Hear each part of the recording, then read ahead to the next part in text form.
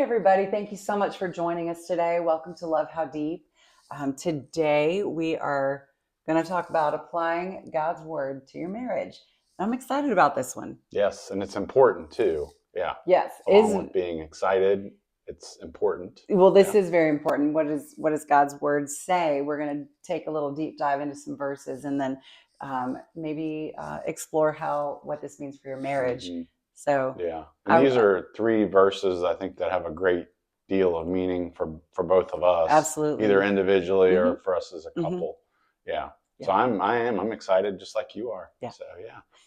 So with that, I guess we're going to jump in and get started. Yeah, we pulled out our That's right. This Bibles. is old school, right? We're going old school today. Right. But the first verse that I want to talk about, this is Psalm 46:10.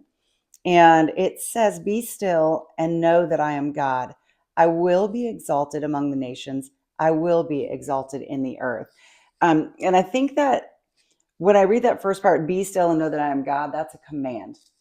I don't think he's asking us to be still. He's telling us, be still and know who I am. Mm-hmm. And a while ago, I came across a graphic that came through social media, this little thing right here.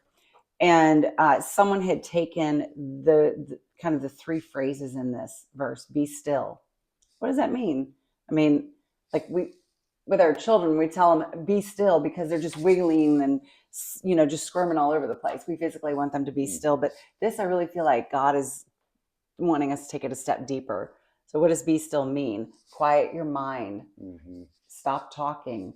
And that can be hard nowadays because of just all the distractions and I see a lot of people in my practice with ADHD and they say their mind's going a mile a minute, and it can be tough. It can be hard. Yeah. Maybe you stop commenting on every little thing that someone says. Maybe you listen more. Mm-hmm. Maybe you stop arguing, questioning, or moaning about things. Mm-hmm. Just be still. Like, if, think about it like not the physical thing, but just that mental and emotional thing. Mm-hmm. Be still, And the next part says, and know. So what does it mean to know? It's like you're sure of it. You have faith in that. Mm-hmm. You trust it. And then the last part is that I am God. And so who is God? He's our Savior. He's our peace giver. Mm-hmm. He's our comforter. He's a merciful Father. He's a good Father that wants good things for his children. And so if you take a look at that verse and really put it in new light, maybe what this verse says to you is stop talking and have faith because God is my hope, my rock, my fortress. You like that? Right. I like that. Give you another one? Sure. Go for it. She's on a roll. Stop questioning. You don't need another opinion. He will lead me, nourish me, protect me, and restore me. It's just a different kind of lens that's put on that verse, that command for us to be still. And so what does that mean for us in our marriage? I think it means, quieting down and not jumping on something. And we talked about this, I mentioned this a week ago. It's like if one of us kind of brings a dream to the other person, like say, for example, I just told you, you know what, I think we should move to Antarctica. It's too cold. See, that's what you're not supposed to do. If you immediately say, what are you talking about? What do you mean we can't do that? It's too cold. Crazy. And maybe that is the reality. Maybe that is true. But the problem is when you do that to your spouse, the next time they will think twice about bringing a dream. It'll be like, well, I would love to do this, but it's probably not going to go very well. And I'm probably going to get shut down. So never mind. Right. So really, I think the first thing needs to be, again, just quietly say, that's awesome. Tell me more about that. I want to hear more. And like you said a minute ago, just zipping your lip a little bit. Zip it, yeah, a little bit. And being silent and allowing your partner to talk is not, I don't want you to get this wrong and think, well, that's conveying to them that I'm okay with this and that's okay. No, that's not what that means. And if you feel like you have to verbalize that, you can. It could be something like, I don't know that I agree with this, but I tell you what, this is very important to you, and I need to listen to this because there's probably something in here that's of value that we need to talk about. And I care about you. I want to know what your dreams are, what your hopes and your Hmm. thoughts are. And who knows, maybe at the end of the day, maybe it will work, or maybe I will feel better Right. about it. But I Right. won't know that until I hear your heart. Right. So yeah, and so I think that's something you and it's still a work in progress. Hmm. I think we're pretty good with it, but we might have our moments where something will hit one of us the wrong way, and we might get a little panicked or a little fearful about, wait a minute, what are you talking about? Right. Yeah. So at least that's for me. That's what being still is, just pausing. When you bring something to my attention Right. and not kind of jumping on it. I don't know if Right. you have any other thoughts about what it means in a marriage. I do. Of course, I always have thoughts. I don't know if they ever make sense, but we're gonna go for it. No, if you're in a rocky space in your marriage and you're trying so hard and you're not getting the reward for the work that you're doing, kind of a thing, and that you just feel like you're constantly butting heads with your spouse, God is telling you, be still and know that I am God. Mm-hmm. And I think that's a moment of just like, stop that hurrying and scurrying around and just settle down and trust and have faith in God, especially if you are doing the things that He's calling you to do, with pouring life into your marriage or Yeah. your spouse, and um, continue doing that and trust that God is in Mm-hmm. control, that He does have you Yeah. in His hands. Yeah.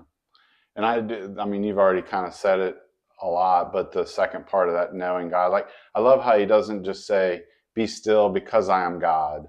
Yeah. It's kind of like, and he's God. He doesn't have to give us a reason. And we know that and understand that, but it is nice when he does that for us, because then we can kind of say, okay, this is why this would be beneficial. And so I Hmm. just love that. And so knowing God is just like, it's almost like he's inviting us into this relationship with him. He's Right. like, he wants us to know him. He wants us to get a better Right. understanding of him. And by doing that, well, I think it might be like the chicken and the egg. It's like he wants us to be still so that we can know him. But the more I think that we know him, the more that we can be still. And it Yeah. becomes this kind of cool, like positive Hmm. little feedback loop, I That's good. suppose. Yeah. That's good. So yeah. Hmm. So, but I love that Yeah. verse. It's a I good know. one. It's So good. yeah. Yeah. Move on to the next one. Yeah. What's the What do we next got? verse? This next one is in Philippians. Is that right? Yes. Yeah, it's Philippians 4, verse, is it 6? Yes. Do not be anxious about anything, but in everything, by prayer and petition with thanksgiving, present your requests to God. And then I'll read verse 7 as well. And the peace of God, which transcends all understanding, will guard your heart and mind in Christ Jesus. And that is just a completely loaded verse with lots of parts to it. Yeah, So much good and stuff in there. just this verse has great meaning for me because even when I was a little child, I mean, even as a toddler, and I've told you this, Heather, I was the child that always like hid behind mom or dad's leg when I would be introduced to somebody else. Yeah. It was just this high amount of social anxiety, even as just a little tiny boy. And obviously didn't know this verse at the time. Maybe it would have been helpful, although being that little, maybe not. Um, but yeah, he's just, again, it's a command. And I Hmm. don't know, I guess I didn't really think about this, but this is just another verse where he's telling us something. But again, he's giving us reasons for doing this. And then he's also telling us this is what will happen if you do this. So I love how it's, don't be anxious, but then he gives some practical steps about, okay, well, how do we do that? Well, we're supposed to pray and we're supposed to give Right. thanks to God for the things that he's done. And then what he will give to us if we do those practical steps are, The peace. the peace, yes, that will guard our heart and mind. And I love how he brings in Christ into the picture. So I Hmm. don't know. That's what it means for me individually. I don't. Any thoughts for you individually speaking, as to what this verse might mean to you? Yeah, that he does want to hear from us, and he wants to know what our thoughts are, whether they are anxious thoughts or good thoughts. But he's, Mhm. I feel like he is giving us a command to not be anxious about anything. And he's saying to, I think it's just good, just prayer.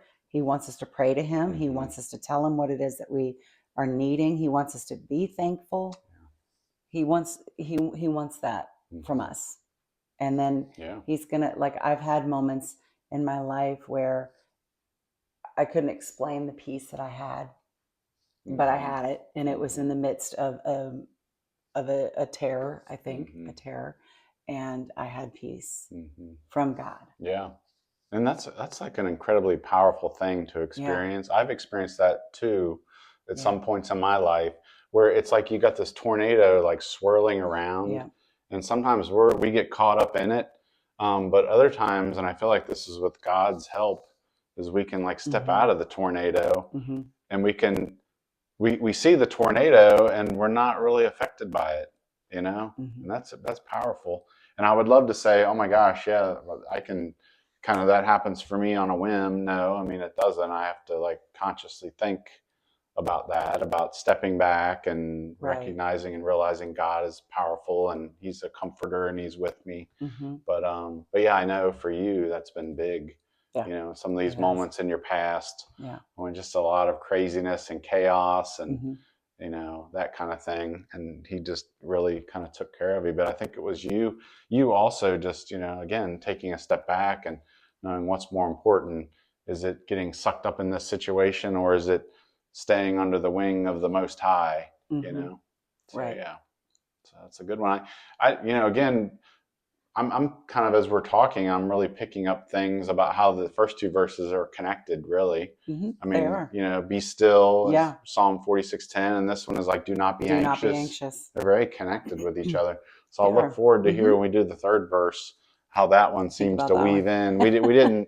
We kind of just picked these because they were extremely favorites, I think. Yeah, they have a lot of great meaning for both of us. But isn't that funny how God works like that? I know. You do these things, and then all of a sudden, like after the fact, you start picking these things up. Right. So now we need to talk a little bit about a marriage relationship with this verse, right? Right. So I was thinking, as I was continuing to read through this, how do we apply this to our marriage?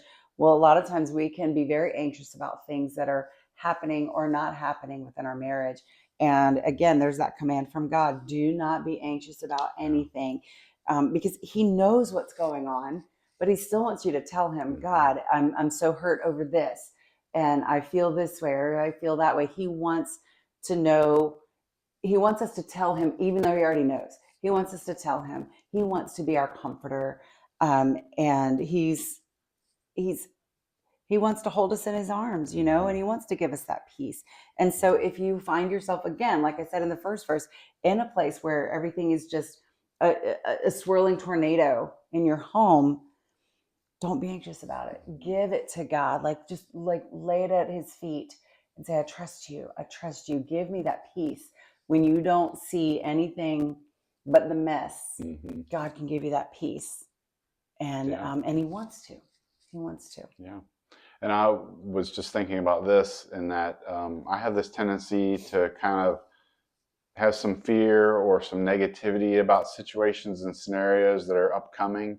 And I've really learned from you to try to be more positive, to try to not go down that rabbit hole of negativity or anxiousness. And so even like as we went out to this restaurant last night, and it's holiday season as we're filming this, and in my mind I'm like, no, it's going to be incredibly crowded. We're not even going to be able to get in. What's the point? This is all going on in my head, but I'm like, if I actually start to say this, I know what your reaction is going to be. It's going to be like, well, let's just give it a try. Let's just why the negativity? Yes. And so last night I had a couple of moments where I did verbalize some things like that, but there were actually some moments where I was like, stop being negative. Like, let's just go with it. Let's just see what happens. And if it works, great. If it doesn't, that's okay too. And so I'm still working on that. But, again, it comes back to that verse, do not be anxious, because I think too, I mean, even though we talk a lot about how, your feelings and my feelings, they should be separated. We shouldn't be affected by each of our feelings, or you own your feelings, I own mine. But at the end of the day, it can't be helped. I mean, if you have a close relationship, sometimes my anxiety is going to kind overflow of and like pour out on overflow on me you, and and then make me crazy. right. And then it might, maybe for you, it generates some anger or something else. I don't know. Annoyance. Right. Or being annoyed or I mean, frustrated. yeah, Right. yeah. So, yeah. Yeah, we do spill over So, onto each other. right. So I not only have to be careful about being anxious for myself, but I also have to watch it as far as you're concerned Right. too. Right. And, with me being the spiritual head of the household, that is, something that I probably should strive for a little bit more, but obviously with God's help. With that. So so I love this one. It's one of my favorite, I would say, verses in the Bible. Yeah. So I don't know. Did we hammer on that one enough? I think we did. Want to go to the third one? All right. We're on the home stretch here. All right. This one, James 1:2-4. Consider it pure joy, my brothers, whenever you face trials of many kinds, because you know that the testing of your faith develops perseverance. Perseverance must finish its work so that you may be mature and complete, not lacking anything. That's been one of my favorite verses forever, and I love how it says to consider it pure joy, not just happiness, joy, but pure joy. pure joy. That's only going to come from the Lord. Like, I am happy when I go buy a new sweater. I'm happy for that moment. Like, there are things that make us happy. My cats make me happy. You make me happy. But this is joy. This is different. This is finding joy in that season of just utter misery, whatever you're feeling in the moment. But consider it joy.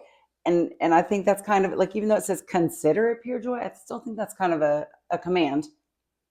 Like, don't like, it's your perspective. Yeah. Your perspective. And when you face trials of many kind, not if, but when. So many people think, oh, they're Christians, they're good people, nothing bad should ever happen to them. If God loves them, nothing bad is going to happen. That is not true. It's not. It's gonna happen. I wish it wasn't. I thought, when I got saved, I remember thinking that. I thought, okay, now I'm protected. God's going to take care of me, which He does. But no calamity will ever befall me, and I'm never going to make another bad decision. And and you made one right after the other. I did, yeah. But I mean, so many bad things have happened to us individually and together. But He's saying, just consider it joy because of what's going to happen. So oh my gosh, I know when we were talking about this earlier, I had such a great analogy, and I think it's gone. I don't remember what that analogy was, which means maybe I wasn't listening like I should have been. So, which will be another topic for another episode. So, I mean, if you never weather a storm, how are you strong? Like, how are you strong? It's got to hurt a little bit, Right. For people who are training for a marathon or bodybuilders or something, they've got to put their bodies through some rigorous, painful stuff. I used to pretend to be a runner. It's painful to do these things, to exercise, to whatever it is, until you build up those muscles. So when you're weathering a storm, you're getting stronger.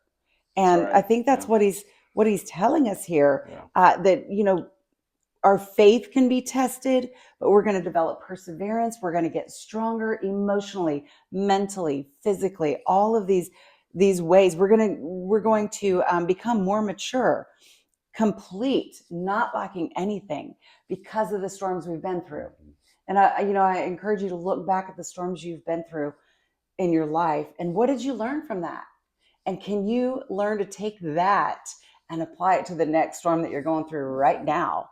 Like, I mean, I've said this before on our podcast, that I was going through pretty horrendous storm, and God, like, I literally felt Him putting His hands on my face. Don't look to the left. Don't look to the right. You look at me.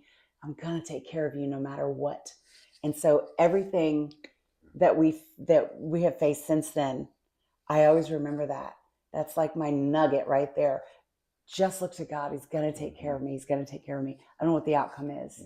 I don't know what it is for you, but He's going to take care of me, and He's going to give me that peace that passes all understanding. He wants me to be still. I do think all of these are kind of interwoven together, aren't they? That's true. But we're going to be so much stronger for it, because of these trials.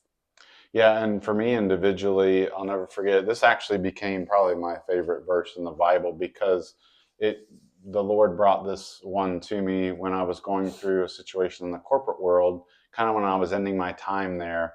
I was just in a job and I worked for a company. It just wasn't the right fit for me. And it was difficult going in every day. Mm. And I remember at some point he brought this verse to me, and I remember being able to walk into the the the job, and I wish I could tell you that, oh my gosh, this was this way every single day, every single moment of every day that I was there. But there were moments where I felt him saying, be joyful in this trial because I'm putting you through this because you're learning something, and there's going to be a great benefit to it. And I mean, the really cool thing is it caused me to come to you to talk to you about, like, let's figure out how I can make a change here. Right. And that wasn't an easy conversation, but Mm. we got through it. And now, like, had he not brought me that, I don't know, would we be doing what we're doing right here, right now? I mean, because I don't know, maybe Nobody I would have knows. imploded and done something horrendous. I don't, probably not, but who knows how things would have turned out had I not been able to just have that peace and have that joy, Right. through that just incredible trial.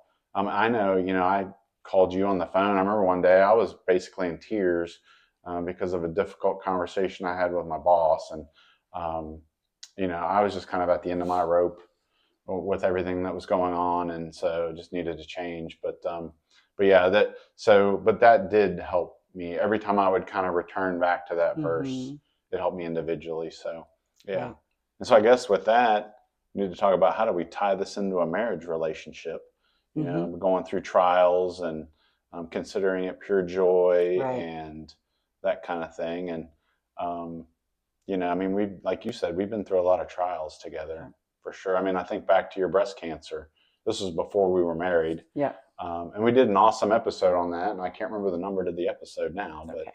but we did one a few episodes back, and that was certainly a trial. I mean, you thought you were going to die, Yeah. and you kind of told me, you know what, you can go if you need to, and so I said, no, I'm not going to do that. And, I wanted to support you and I wanted to be Mm-hmm. with you. And I kind of felt like if this is your thing that you're going through, it's my thing that I'm going through too. And we'll Right. go through it together. Right. And I mean, what's the passage in the Bible that talks about how a three-stranded cord is very strong? It's not easily broken. It's not easily broken. And Right. then how they talk about how, I think, what is it? One can take a certain amount of demons down, but two can take, like, That's 10,000 thousands to flight. more. Mm-hmm. Yeah, exactly. Yeah. So yeah. Yeah. I think that, again, if you're in that storm in your marriage, um, change that perspective to considering it joy. Mm-hmm. What is God? What can you learn from this? What is God maybe wanting to strip away from you? Does, with whatever that problem is, whatever it is that's going on, but to, yeah, going back to just changing your perspective and understanding that God is going to do a work in you and he can do a work in your marriage. And you don't get stronger if you don't go through something. Mm-hmm. You can't, like, we love it when we're up on the mountaintop. Everything is good. It's perfect. Like, it's glowing. We love that. But you can't have those beautiful mountains without that valley. And That's good. thanks.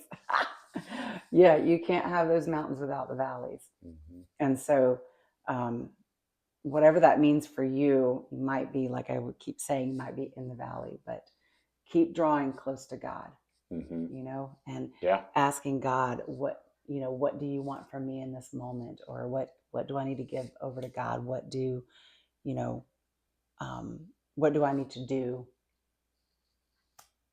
I Yeah. don't know. Think all of those Mm-hmm. things. Yeah. I feel like I just keep repeating myself, and No. I'm not. Right. Are you in one of these moments Sorry. where you're like, I don't know how to land this plane or how to I end think so. this? Well, I mean, I think you've I done a good think. job. Oh, thanks. Yeah. I think that, if we just kind of go back through, we've got be still and know that I am God, and we've got oops, I've lost my, what was the second Yeah. one? Do not be anxious Do about not be, anything. so be Philippians still, 4. don't be Yep. anxious, and Yep. consider it joy. Yeah. And I think Wow. all of these kind of do encompass these trials that we go Mm-hmm. through, Right. a lot of them in our marriage. Yeah. And God does want to, He wants to be first in your life. He wants to be first in your marriage. He wants you and Him to be that three-stranded cord that is not easily broken. And He wants us to understand who He is, that He is God. He wants us to pray to Him, to acknowledge who He is. He wants us to consider, the growth that's going to come through this. Just trying to pull from all these Yeah. verses, and Mm-hmm.